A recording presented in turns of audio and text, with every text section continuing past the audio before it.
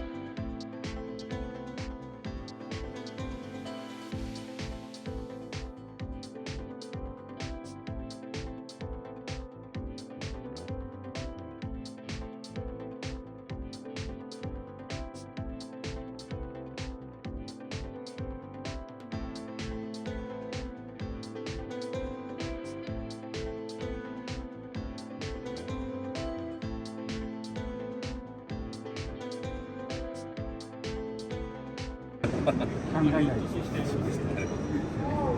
シルバーの艶消しのシルバー、シルバーでも色目の違うシルバー。はい、わかりました。いや、まだつけてないんで、制作に入ってないんで、いつ頃かつきますかね、聞きたいぐらい。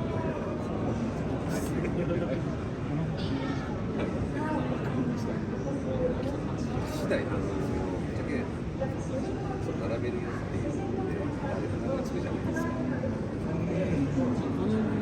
これはくれたらもうバザーの企画なので、届いたらその日からガンと作れって言ってやるので、早ければね、ほどありがたいし、自分最速でも全部満々ですってはい。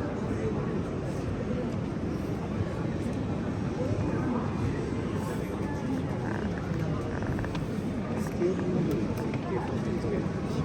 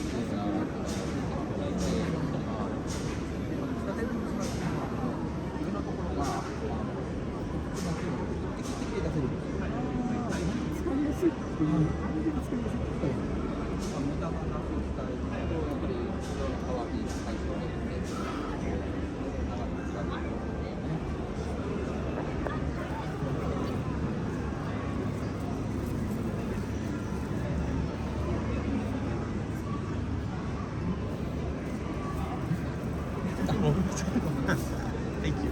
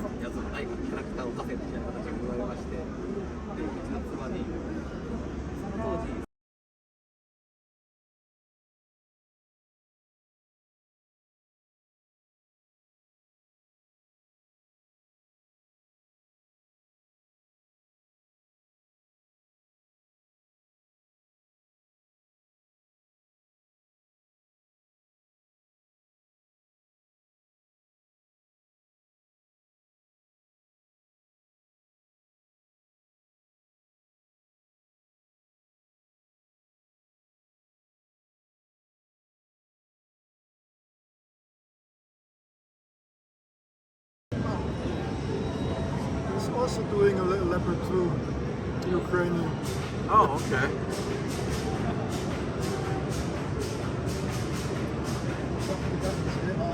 Das ist ganz gut dran.